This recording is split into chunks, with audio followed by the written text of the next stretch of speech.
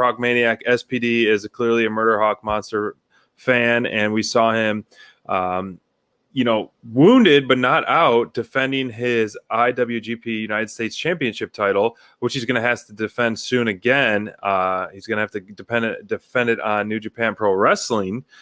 We saw that, how the Forbidden Door was open, which is great. Love that. This was a true Hoss versus Hoss big man match. Mm-hmm. And for Lance to really show off his impressive offense against this big man and put him away convincingly was just a reason why. I mean, he's probably one of, if not the best big man in AEW right now, consistently. I mean, we saw all of his high spots. Clearly, he was still beaten up. He had to pull out of an indie show over the week because of the brutal match with Jon Moxley. But this was, a perfect way to get the crowd going, for him to have a convincing victory. Not that any of his were before not convincing, but this was a guy that's bigger than him, and he kind of almost ragdolled him at times and put him down.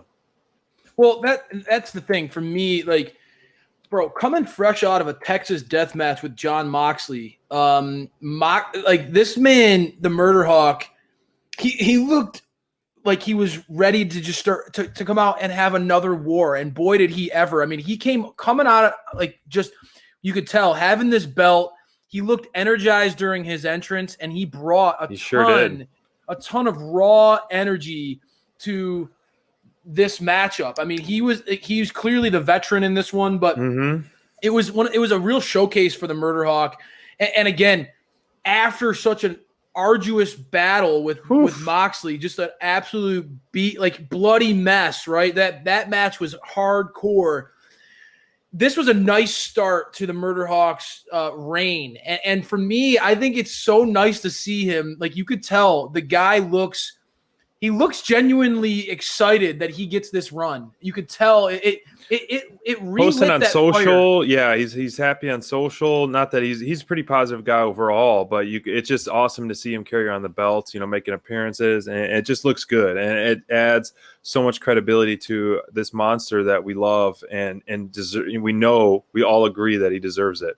Absolutely. And it's a great way for AEW to, I think, one, reward Lance for all the work that he did, and truly, when we look back at 2021, the calendar year 2021, I think that it's important to recognize all the work that Lance has done, especially early on in this year, that helped AEW get over some tough points in the ring. Like, they didn't have live crowds, and Lance really carried a lot of that. So I think it was great to recognize the work that he's done, recognize where he's at in his career, and two, I think solidify Lance as that powerhouse, as that monster, as that wrecking machine, knowing that they have a limited amount of titles on their own brand. I think it makes a lot of sense, right? Like, this allows them to pull that New Japan influence.